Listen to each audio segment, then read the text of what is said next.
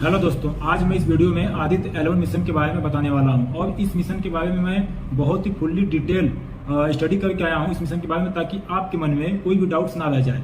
जैसे कि आदित्य 11 मिशन क्या है, कहां भेजा गया है और इसका काम क्या है और किस उद्देश्य से भेजा गया है, 11 पॉइंट्स क्या है आखिर, और पेलोड्स क्या है, कितने पेलोड्स भेजे गए हैं इसमें, तो मैं सारी जानकारी आपको इस वीडियो में देने वाला हूं। तो आइए फटाफट वीडियो शुरू करते हैं। तो सबसे पहले आदित्य 11 मिशन को स्टडी फॉर सन यानी कि सूर्य की अध्ययन के लिए इस मिशन को भेजा गया है, ताकि सूर्य के बारे में सारी डिटेल्स पता कर सके। और इसको भेजने वाला सैटेलाइट जो PSLV C57 सैटेलाइट से इसको भेजा गया है और यह सूर्य की तरफ 15 लाख किलोमीटर दूरी पर इसको स्थापित किया गया 11 पॉइंट पर। और यह 11 पॉइंट क्या है? 11 पॉइंट जो होता है लैग्रांज पॉइंट होता है। और ये लैग्रांज पॉइंट होता क्या है?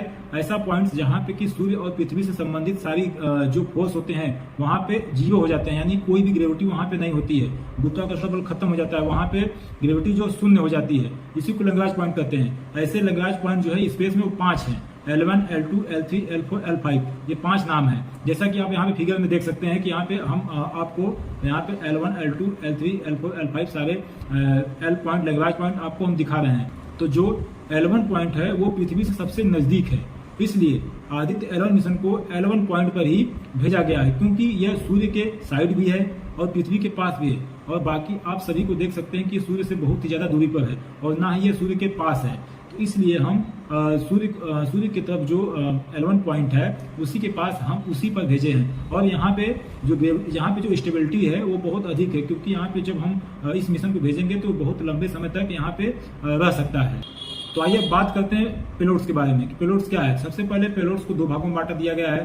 पहला भाग जो है रिमोट सेंसिंग पेलोड्स है, दूसरा जो इन सीटू पेलोड्स है।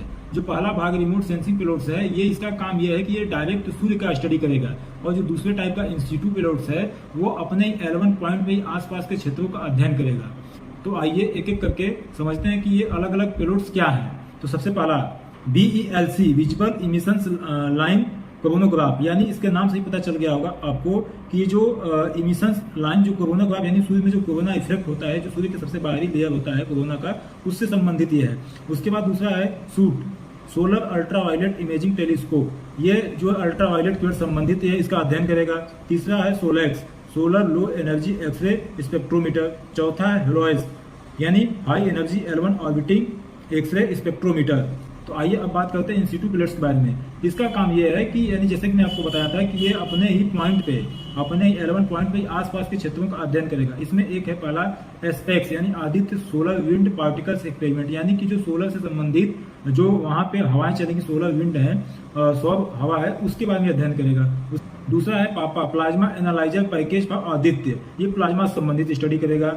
और तीसरा है advance try axial high resolution digital magnetometer, यानी ये जो सारे पेलोड्स हैं इनका अलग अलग काम है कि कौन सा सिस्टम जो है, कौन सी पार्ट जो है, कौन सा कार्य करेगा। तो मैं आइए आपको सारा शॉर्टकट में एक सिंपल लैंग्वेज बता देता हूं कि इसका अलग काम क्या है। तो सबसे पहला काम है जो सूर्य के सबसे बाहरी जो परत लेयर होती है जिसे कोरोना इफेक्ट कहते हैं, उसका अध्ययन करना होता है। और सूर्य में जो प्लाज्मा होती है उससे संबंधित सारी, जैसे कि उसकी तापमान कितना होता है, उसकी वेलोसिटी कितनी है, उसका घनत्व कितना है, उसके जो कण है उसका मूवमेंट क्या, इसके सबके इन सबके बारे में जानकारी प्राप्त करना है। और एक है जो सूर्य का जो चमक होता है यानी जिसको फ्लेयर कहते हैं, उसके बारे में जानकारी प्राप्त करना है। और जितने भी मतलब सूर्य के आसपास के मूवमेंट होने वाले हैं, उसका टेम्परेचर संबंधित, वेलोसिटी संबंधित, कुछ ऐसे गैसेस से संबंधित जितनी भी सारी जानकारी है वो सब प्राप्त करने वाले हैं। तो इस मिशन का यही उद्देश्य है। आई होप कि आदित्य 11 मिशन के बारे में आप लोग सारी जानकारी प्राप्त कर चुके होंगे। आपके मन में कोई भी डाउट अब हमको लगता है कि नहीं रह गया होगा। बाकी मिलते हैं नेक्स्ट वीडियो में। Thank you.